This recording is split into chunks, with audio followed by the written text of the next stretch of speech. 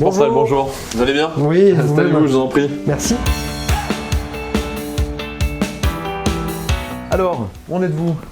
Voilà, on se pose encore la question d'acheter, parce que c'est vrai qu'on voit beaucoup d'amis qui s'engagent du coup sur 25 ans. Aujourd'hui, on est locataire. On se sent libre entre guillemets, je sais pas, c'est peut-être faux. Est-ce qu'on doit aller dans l'achat déjà? Actuellement, tous les voyants sont ouverts pour se porter acquéreur, hein, notamment les conditions d'emprunt bancaire. Il faut en profiter, il faut franchir le pas. N'hésitez pas. On commence à avancer, on commence à regarder des choses. On est assez coup de cœur, on regarde les photos.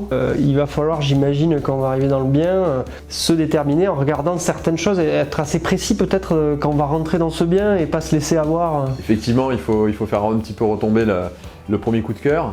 Une fois passée la première visite, celle qui va ou non confirmer votre coup de cœur, soit lors d'une seconde visite, ne pas hésiter à questionner votre vendeur. Et à le questionner sur le coût de fonctionnement du bien dans son quotidien. On se posait la question de savoir si on peut y aller avec un artisan. D'une, vous pouvez, vous devez. Si vous vous sentez pas la compétence d'eux, et je vous comprends, je suis comme vous, n'hésitez pas à solliciter une nouvelle visite avec le vendeur, à convenir d'une nouvelle visite. À cette occasion-là, vous le prévenez en lui indiquant que vous allez venir avec un professionnel qui sera à même d'apprécier les éléments techniques que vous ne serez pas en mesure vous-même d'apprécier et surtout de déterminer si pour vous c'est une source de coûts financiers et d'investissement à l'avenir. On se pose encore des questions maison, appartement. J'imagine que les choses à regarder vont pas être les mêmes dans le cadre d'un appartement. Alors, à l'intérieur des 4 murs, maison comme appartement, vous allez avoir à peu près les mêmes critères, les mêmes données, les mêmes configurations. Par contre, par définition, dans un appartement, vous dépendez d'un ensemble immobilier plus important. Cet ensemble immobilier, il a un coût de fonctionnement qui est différent de celui de votre appartement. Ça se traduit comment? Ce sont des charges de la copropriété qu'on va vous demander de régler une fois que vous serez propriétaire. Également, on va vous demander de participer à des travaux qui vont embellir l'ensemble de la copropriété. Mais la loi aujourd'hui prévoit un devoir d'information du vendeur et surtout la communication de différents documents qui vous permettent en fait d'avoir ces informations-là.